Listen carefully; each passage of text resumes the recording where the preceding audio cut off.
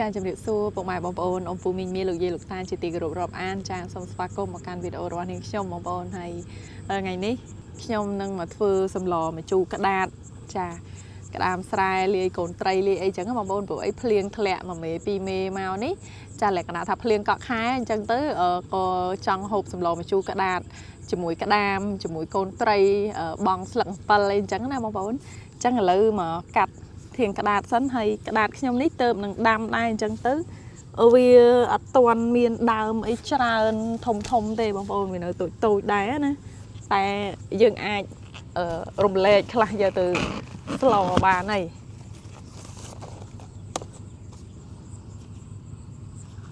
ព្រោះក្តាតនេះពេលដែលយើងកាត់វាយើងកាត់ទុកតែមួយធាងឬក៏ពីរធាងអីហ្នឹងគឺវាលាស់ឡើងទៀតហើយចាប់ផ្ដើមចេញកូននេះចាប់ផ្ដើមបែកកូនចេញមកហើយ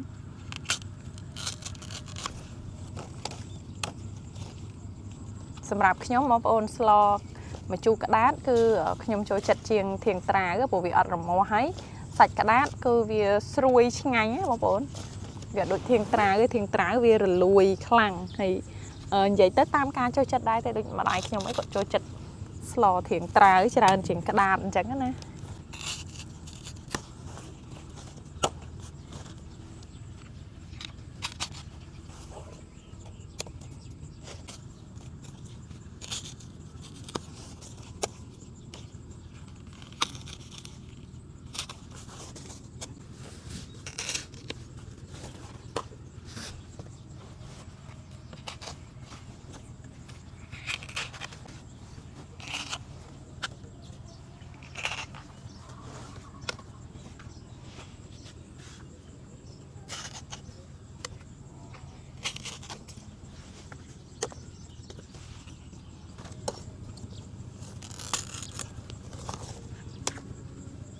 ចាឥឡូវនេះបានហើយបងប្អូនកាត់មួយដើមពីរបីធាងមួយដើមពីរបីធាងទៅបានមួយសម្លហើយក្តាតនេះណា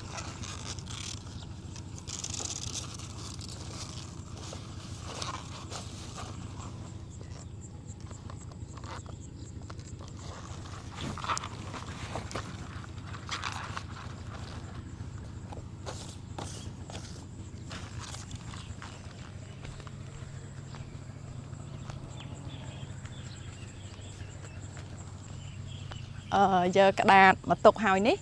ចាទៅបេះម្អមម្ដងបងប្អូនឲ្យម្អមនៅក្បែរនេះឯងចានៅសិតតែក្បែរកន្លែងធ្វើម្ហូបហ្នឹងម្ដាយខ្ញុំគាត់ដាំបើមែនតែនទៅខែនេះគឺអត់ទាន់ដល់ខែត្រូវដុះទេបើសិនជាតាមធម្មជាតិណាបងប្អូនអត់ទាន់មានម្អមស្រែដុះទេព្រោះភ្លៀងកក់ខែមួយមេពីរមេអញ្ចឹងអត់ទាន់មានម្អមដុះទេបងប្អូនតែផ្ទះខ្ញុំ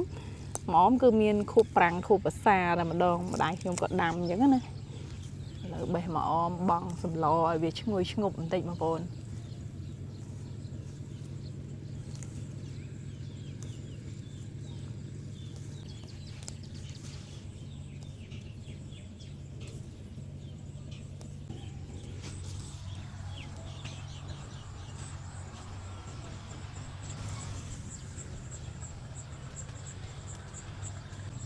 ចាក្រោយពី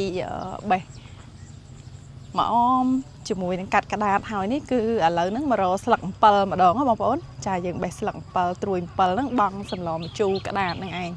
ហើយអំពិលហ្នឹងក៏មិននៅឆ្ងាយពីកន្លែងធ្វើម្ហូបហ្នឹងដែរបងប្អូនគឺនៅគៀនផ្ទះគៀនរបងហ្នឹងចាញ៉ៃពីថាត្រូវភ្លៀងមួយមេពីរមេមកហ្នឹងលាស់ឡើងខ្ចីបងប្អូនហើយនេះបេះតែមួយផ្លែតហ្នឹងបានហើយមកសម្លចាខ្ចីលវក់មកបងប្អូននេះគាត់ថាអំពិលនេះប្រហែលជាអំពិលផ្អែមចាមិនប្រកាសទេគាត់ថាប្រហែលជាអំពិលផ្អែមព្រោះអីស្លឹកវារាងក្រហមបើអំពិលជូរត្រួយវាចាវាពណ៌រាងសបងប្អូននេះស្លឹកក្រហមអញ្ចឹងប្រហែលជាអំពិលផ្អែមតែត្រួយវាជូរស្លម្ជូរបានដូចគ្នា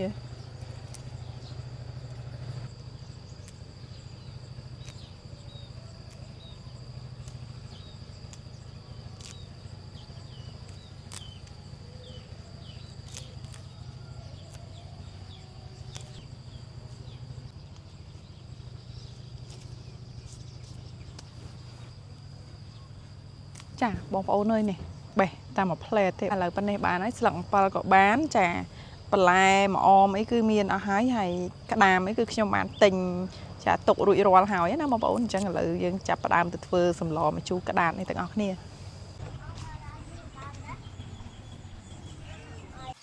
ចាបងប្អូនអរគ្នាអញ្ចឹងសម្រាប់សម្លម្ជូរក្តាតរបស់ខ្ញុំហ្នឹងបងប្អូនឃើញស្រាប់ហើយគឺខ្ញុំមានបន្លែចាបន្លែក្តាតធាងក្តាតណាបងប្អូនហើយក្នុងនឹងដែរគឺមានម្អមចាម្អមស្រែយើងហ្នឹងគឺបង់សម្លទៅក្លិនឈ្ងុយឈ្ងប់ណាចាមានម្ទេស4 5គ្រាប់អីចឹងទៅបង់ឲ្យវាមានក្លិនឈ្ងុយណាចាហើយនេះត្រួយអំពិលឬក៏ស្លឹកអំពិលហ្នឹងបងប្អូនចាស្លម្ជូរឆ្ងាញ់ដឹងឲ្យជាតិហ្មងបងប្អូនថ្ងៃនេះហើយចំណែកត្រីសាច់ដែលខ្ញុំយកមកធ្វើសម្លនេះវិញគឺខ្ញុំប្រើចាកូនត្រីល្អិតនេះត្រីកញ្ចុះបងប្អូននិយាយទៅត្រីធម្មជាតិត្រីទន្លេនៅក្បែរផ្ទះខ្ញុំនេះដែរទេអ្នកភូមិក៏រើបានណាអញ្ចឹងខ្ញុំទិញ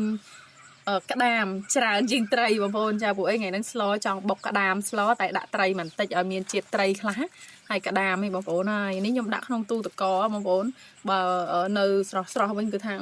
ឃើញហើយគឺក្លៀនសម្លម្ជូរខ្លាំងមែនតែនហ្មងធំល្អបងប្អូនតែបើថាឲ្យសបោខ្លាញ់អត់សូវសបោខ្លាញ់ហ្មងនេះខែនេះចាអញ្ចឹងឥឡូវអញ្ជើញបងប្អូនមកមើលពីការធ្វើជាបន្តទៀតចាអញ្ចឹងជាដំបូងនេះគឺខ្ញុំសកហើយនឹងចិត្តធាងក្តាតនេះហើយបងប្អូនបានខ្ញុំបកក្តាមយកទៅបុកហើយការសកធាងក្តាតនេះវាអត់ពិបាកទេដូចតែធាងត្រាវដែរហ្នឹងឯងចាសកសបកវាចេញហើយយើងចិត្តវារៀងប្រឆិតក៏បានបងប្អូនចង់កាច់វាជាដុំក៏បានដែរហើយស្រួយធាងក្តាតគឺស្រួយបងប្អូនស្លម្ជូរស្រែហ្នឹងគឺមានជាតិហ្មងក្តាត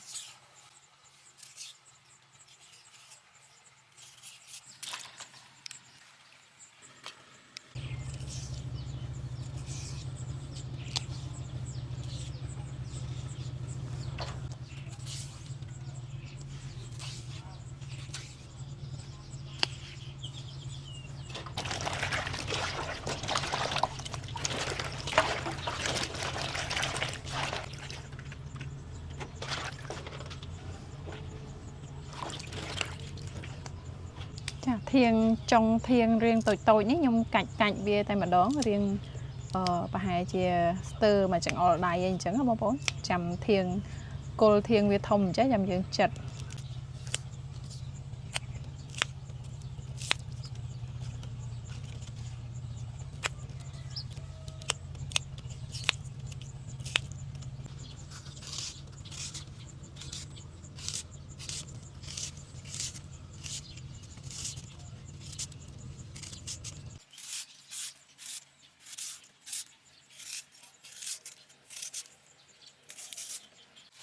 ចាអញ្ចឹងឥឡូវរួចរាល់ហើយបងប្អូននេះក្តាតខ្ញុំចិតហើយមកសម្លល្មមហ្មងប៉ុណ្ណេះហើយឡើងស្រួយបងប្អូនចាបងប្អូនអរគ្នាឥឡូវនេះខ្ញុំដាក់ដាំទឹកសម្លហើយទឹកសម្លខ្ញុំដាក់តែបន្តិចទេដោយសារតែយើងមានទឹកខួបក្តាមច្រើនដែរអញ្ចឹងដាក់បន្តិចបានទេ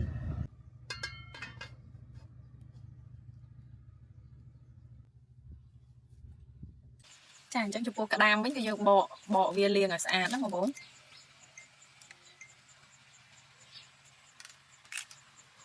ចារៀងមានខ្លាញ់តិចដែរ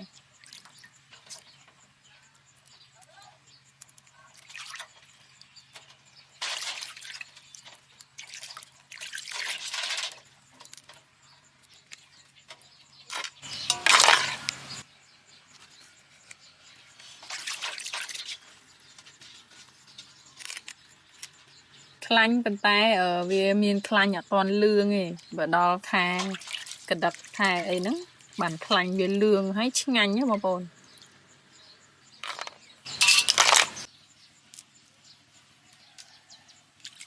ចាបងប្អូនឥឡូវខ្ញុំយកវាមកលាងមកសាទៀតបាច់ខ្លាញ់វាអស់ជាតិទេលាងវាស្អាតទៅបងប្អូនហើយស្នូកវានេះវាមានខ្លាញ់មានអីអញ្ចឹងណាបងប្អូនយើងឆ្កឹះចាយើងឆ្កឹះវាដាក់លាយមួយខួរក្តាមពួកអីក្តាមនេះយើងបុកក្លុកអីទាំងអញ្ចឹងទៅយើងច្រោះយកខួរវាដែលចេញមកហ្នឹងចាហើយស្នូកនេះខ្ញុំទុកបង់នៅក្នុងសម្លខ្លះហើយខ្ញុំឆ្កឹះខ្លាញ់វានេះលាយជាមួយសាច់ក្តាមយើងខ្លះតែឥឡូវលាងវាសម្អាតទុកម្លែកសិន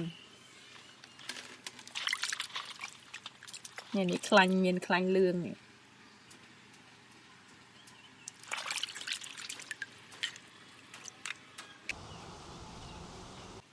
ចាបងប្អូនឥឡូវក្តាមខ្ញុំបានលាងសម្អាតវាស្អាតហើយអញ្ចឹងខ្ញុំយកវាមកបុកហើយបងប្អូនចាមានខ្លាញ់លឿងតិចតិចដែរបងប្អូននេះគាត់ថាវាអត់សូវសម្បូរខ្លាញ់ខ្លាំងដូចខែអត់សាច់កណ្ដាប់អីទេចាខ្ញុំយកវាមកបុកនៅត្បាល់អញ្ចឹងទៅបុកឲ្យល្អិតហើយបានយើងដាក់ទឹកបន្តិចទៅយើងត្រងយកកាកក្តាមអញ្ចឹងយើងយកតែសាច់វាដែលចេញមកហើយដែលយើងហៅថាខួរក្តាមណាចា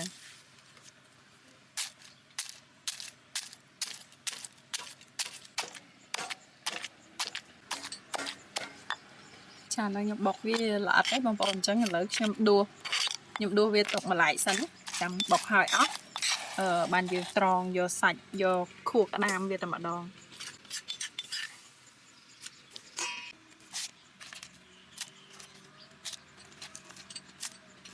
Dạ, ba là đánh cô nấu em bơi.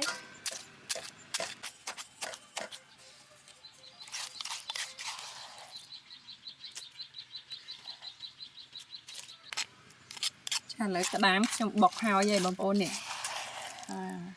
ហើយសាច់ក្តាមនេះបងប្អូនយើងរាវវាយកម្សាហើយយើងអាចយកវាមកបុករាវយកម្ដងទៀតទេណាចាព្រោះពេលខ្លះយើងយកតែម្ដងវាអត់អស់ជាតិទេអញ្ចឹងបើសិនជាចង់បានច្រើនយើងអាចដាក់បុកវាម្ដងទៀតណាកាកក្តាមដែលយើងរាវយកចេញហ្នឹងបងប្អូនយកមកបុកវាម្ដងទៀតទៅបញ្ជាក់បងប្អូនថាក្តាមដែលខ្ញុំធ្វើនេះណាទម្ងន់វាគឺ1គីឡូកន្លះណាបងប្អូនចាខ្ញុំទិញមកហ្នឹងយើងខ្ញុំគិតពេលមុនដែលខ្ញុំបកលាងសម្អាតហ្នឹង1គីឡូកន្លះក្តាមហ្នឹងអញ្ចឹងដំបូងឡើយនេះខ្ញុំដាក់ទឹកមកកូនចានចង្កឹះសិនហើយយើងច្បាច់វាអញ្ចឹងទៅចារាវវានៅទឹកហ្នឹងយើងត្រងយកកាកក្តាមនឹងចេញយកឆ្អឹងវានឹងចេញណាបើសិនជាបងប្អូនដាក់ទឹកច្រើនពេកវាអត់ខាប់ទេបងប្អូនតែបើអ្នកធ្វើនំបញ្ចុកខួរក្តាមលក់អីគេយកលាយម្សៅលាយអីហ្នឹងខ្ញុំមិនសូវប្រកាសដែរតែបើថាយើងធ្វើសម្លធ្វើអីចេះតែបងប្អូនដាក់ទឹកច្រើនវារាវពេលយើងស្លទៅវាអត់កកដុំទេនេះសាច់ក្តាមវាចេញដល់ខាប់អញ្ចឹងឥឡូវខ្ញុំច្បាច់យកឆ្អឹងវានេះចេញម្ដងសិន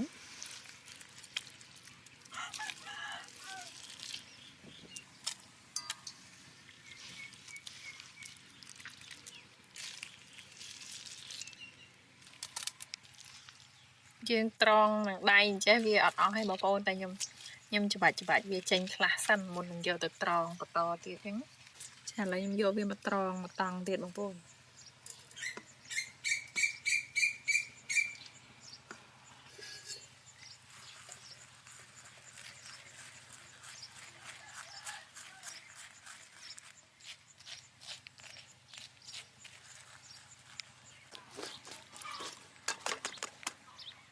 ចាបងប្អូននេះខួរក្តាមចេញមកlàខាប់ហ្មង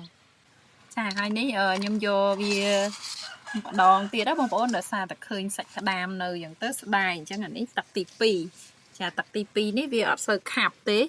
តែក៏វាមានជាតិដែរអញ្ចឹងអត់ចោលទេស្ដាយ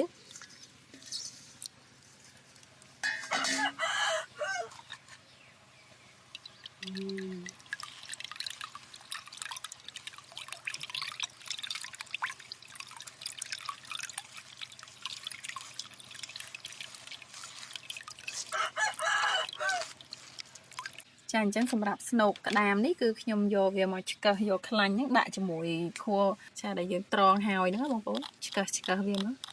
វាមានខ្លាញ់តិចដែរទេបើមែនតែនទៅស្ដាយទេបងប្អូនចាបងប្អូនអាចដាក់បងវាក៏បានដែរបើថាខ្ជិលឆ្កឹះដូចខ្ញុំអញ្ចឹងតែស្នូកនេះវាច្រើនដែរអញ្ចឹងខ្ញុំអត់ដាក់ទាំងអស់ទេគឺខ្ញុំយកវាមកឆ្កឹះហើយខ្ញុំទុកខ្លះសម្រាប់បងនៅក្នុងសម្លហ្នឹងអញ្ចឹងចាឆ្កឹះខ្លះទុកខ្លះ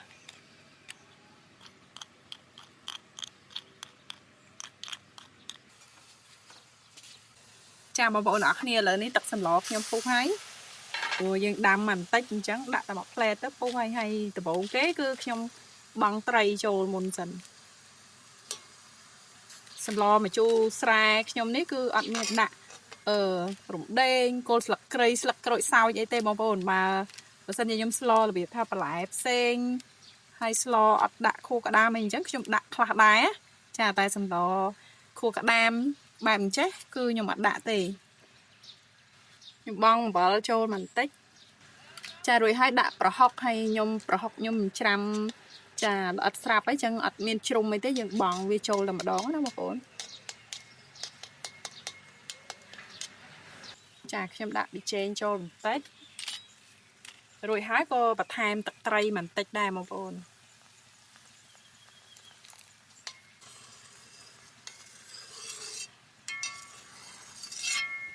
ចាបន្ទាប់មកគឺខ្ញុំចាក់ទឹកខួរក្តាមទឹកទី2បងប្អូនចូលនេះមិនមែនទឹកទី1ទេទឹកទី2វារៀងរាវត្រីហ្នឹងវាល្អិតដែរអញ្ចឹងឆាប់ឆ្អិនទេបងប្អូនឥឡូវខ្ញុំដាក់ទឹកខួរក្តាមទឹកទី2នឹងចូលហើយខ្ញុំបង់បន្លែចូលតែម្ដងហើយចំណែកខួរក្តាមដែលយើងច្របាច់លើកទី1ចាំសម្លយើងចិត្តឆ្អិនរួចរាល់បានខ្ញុំដាក់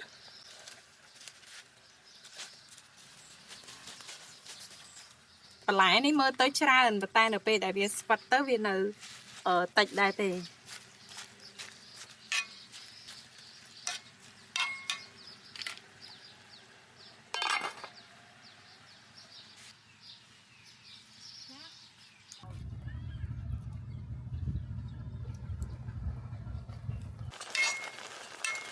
ចាអញ្ចឹងឥឡូវឃើញថា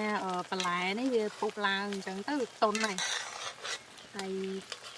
ជាបន្តគឺខ្ញុំដាក់ស្នូកក្តាមជាមួយនឹងបង្គាបចូលបងប្អូន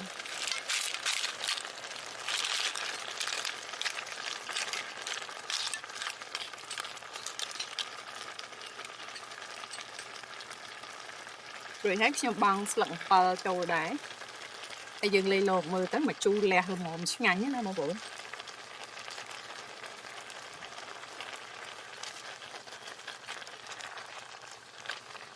មើលទៅរៀងគោកប៉ុន្តែនៅពេលដែលយើងដាក់ខួរក្តាមទឹកទី1ចូលទៅវាល្មមហើយបងប្អូនព្រោះស្លរាវពេកវាអត់កកខ្លាញ់ក្តាមអត់កកខួរក្តាមណាអញ្ចឹងខ្ញុំអត់ស្លទឹកច្រើនពេកទេ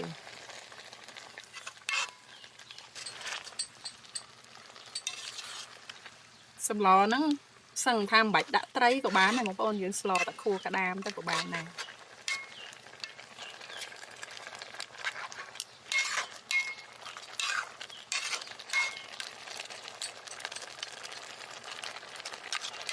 ចាប៉ុណ្ណឹងខ្ញុំភ្លក់មើលសិនបើសិនជារសជាតិហ្នឹងវាល្មមហើយយើងដាក់ខួរក្តាមចូលតែម្ដងយករសជាតិជូរចាប្រៃអីអញ្ចឹងណា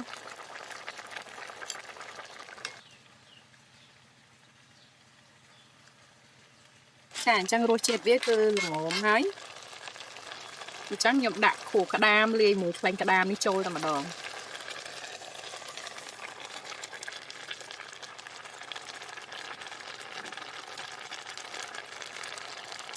ហើយពេលដែលដាក់ចូលហើយនេះបងប្អូនកុំកូរវាចាតែយើងកូរវាបែកខួរក្តាមនឹងអត់កកដុំមើលទៅស្អាតទេអញ្ចឹងយើងទុកវាអញ្ចឹងឲ្យវាឆ្អិនសិនណា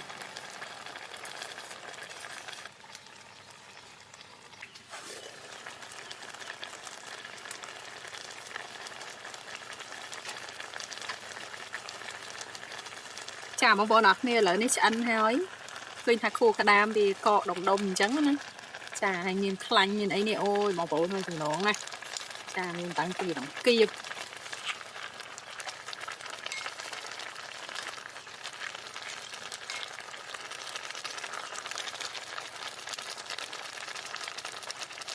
ចឹងចុងក្រោយគេគឺខ្ញុំបន្ថែមម្អមចាជាមួយនឹងទេសអីចឹងមកបងប្អូនសម្លខួរក្តាមចាឬក៏សម្លម្ជូរក្តាតស្រែបុកក្តាមនេះគឺឆ្អិនរួចរាល់ហើយតែនេះឯងចាអញ្ចឹងប៉ុណ្ណឹងគឺយើងដាក់ចុះបងប្អូនមិនបាច់រងាស់យូរពេកទេកាលណារងាស់យូរពេកវាធ្វើឲ្យសង្ងាមខួរក្តាមយើងណា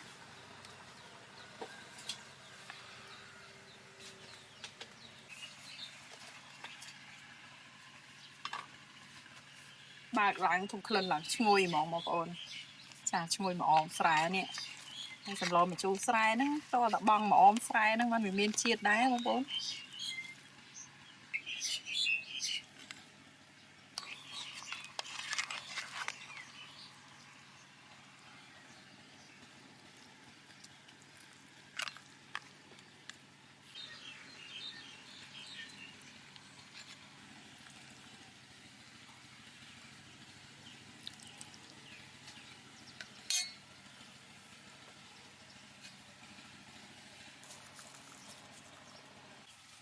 ចាបងប្អូនអរគ្នាអញ្ចឹងសម្លម្ជូរក្តាត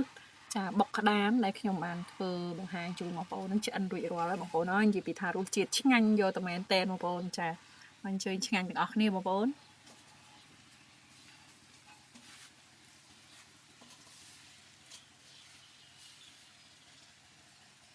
ចាថ្មីត្បិតថាខួរក្តាមហ្នឹងមើលទៅវាអត់សូវមានខ្លាញ់លឿងក៏ពិតមែនប៉ុន្តែរសជាតិឆ្ងាញ់ណាបងប្អូនចាអញ្ចឹងមកមានក្តាតមានក្តាមចាកុំភ្លេចបងប្អូនអើយមុខម្ហូបដើមឆ្នាំនេះណាចា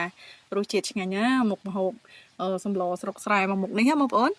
ចឹងអរគុណច្រើនសម្រាប់ការទស្សនាបងប្អូនចាសម្លម្ជូរក្តាតក្តាមបុកដែលខ្ញុំបានបង្ហាញជូនបងប្អូននៅក្នុងវីដេអូនេះមានតែប៉ុណ្្នឹងទេចាអរគុណសម្រាប់ការទស្សនាបងប្អូនអរគ្នាចាជូនពរសុខសប្បាយសំណាងល្អទាំងអស់គ្នាបងប្អូនជម្រាបលា